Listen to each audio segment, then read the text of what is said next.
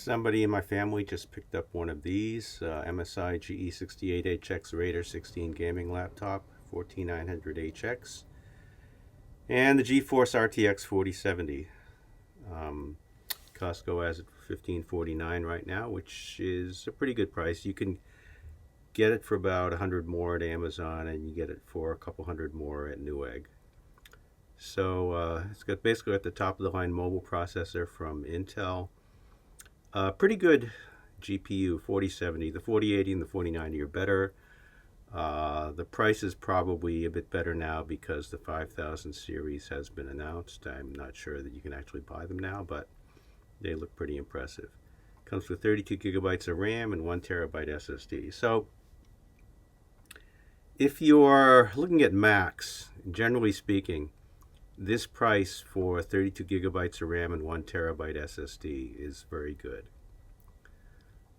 Anyone who's tried to buy an Apple Silicon Mac knows that cranking up the RAM or cranking up the storage is very, very pricey. I got to borrow this for an hour today just to run some benchmarks on it. And I'll have to say, this processor is impressive. It's 8 performance cores, 16 efficiency cores. This is a great GPU for a laptop.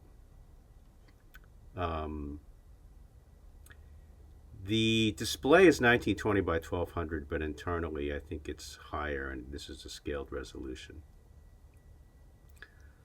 Comes with a 1 terabyte NVMe drive, but it's replaceable. There are 2 slots, so if you want, you can throw in 8 terabytes of NVMe storage. I believe I saw somebody do a drive speed test on, and it was like 78 or 7900 on one of the stats and 7000 on the other one. So it seems like it fully supports Gen 5 SSD speeds. The thing is, you could take out the 1 terabyte and put in a 4, or you could add a 4 to get 5, or you could take this one out and you get 8 terabytes, and that's pretty nice to be able to do easily. On the RAM, it comes with 32 gigabytes, which is nice, and I think mid-range to premium laptops come with 32 in Windows these days. You can put up to 64. Well, I know you can put 64 in it. I don't know if you can put any more in it. It's possible that 64 gig sodiums aren't available at this speed right now, but you can get 64. It's nice to have that option. I think 32 gig is probably more than enough for the vast majority of people. Wi-Fi 7. It has a Touch ID, which is really nice. It's not something I expect because you have Windows Hello. The speakers are speakers are nothing to write home about. In general, you're going to get better speakers on a Mac, and this is no exception. The screen is not touchscreen enabled, which is fine for me because I actually hate touchscreen. Got a crap load of ports. Type-C Thunderbolt 4. It's nice to have one of these. Type-C DisplayPort, Type-C DisplayPort and power delivery. A couple of USB 2s. Sorry, USB 3 Type A. HDMI card reader and the audio. So a couple things I wanted to do. I wanted to run Active Trader Pro on it to see how well it performs. And I also wanted to check out the battery life. So I installed Active Trader Pro and ran it, and it's basically the best experience I've had with Active Trader Pro on any machine. It's fast, snappy, and responsive, and it's really nice. I also wanted to check the power consumption. It generally uses 25 to 30 watts running just Active Trader Pro alone. Now on my M1 Pro MacBook Pro, running Active Trader Pro and a bunch of other stuff, it uses about 20 watts. Does it use 20? Yeah, so does it use 20 watts? Yeah, I was running at 20 watts. it's quite a bit less, especially considering since I'm running everything else. So for the most part, I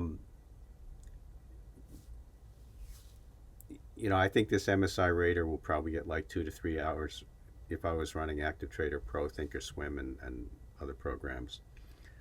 On my M1 Pro MacBook Pro, I think I can get 5 hours running my stuff. There is a cost for Rosetta 2 and Wine, but battery's going to give me much better on Apple Silicon than on Intel, even with those headwinds. This thing also does not have USB-C charging. I was kind of curious. They have an 18-inch version that's 4K, and that would really be perfect for trading. But again, it's only useful if you have a power plug. And the power plug on that is 330 watts, so it's not exactly light. It's not great for traveling, but this model would be great for trading in a hotel room or any place where you have a power plug. If you don't have power and need to run it on battery, I think you'd get maybe 2 hours, 2.5 hours if you're fortunate. The lack of USB-C charging is an issue, because if it had USB-C charging, you could bring a power bank with you and run a couple hours on that, but it's not available on this model. Overall, I can't say enough good things about it, except for the battery issue. If Apple could do an 18-inch, that would be great. I don't think they'll ever do that, though. Active Trader Pro Beta is coming, and that's probably the saving grace of using a MacBook. But if you need to run Active Trader Pro, it just runs really, really smooth on an i9 14900. In terms of Geekbench numbers, here's a little chart I have of a lot of the systems we have. Actually, we do have more systems than this. They're just kind of, some of them are really old and won't even run Geekbench 5. But here you can see my iMac Pro and the other systems, and you can see that the MSI Raider 14900 beats all of my other systems in terms of single core, multi-core, and OpenCL. This is all Geekbench 5. The reason I'm not using Geekbench 6 is because I've accumulated these numbers over time, and I don't want to go back over all these machines and run Geekbench 6 on them. Some of my older machines won't even run Geekbench 6. But the M4 Max, I think, beat this number now quite handily, and the M4 Pro definitely beats this number. I think that the regular M4 is probably doesn't, but that's a base chip, and this is their flagship. So this is a very nice machine. If you want to just run Active Trader Pro and you're always going to be around a plug, this thing would be great for that. This thing, the 18-inch version with the 4K display, sounds like it'd be great for that too. But for right now, I'll have to use my M1 Pro MacBook Pro for trading on the road.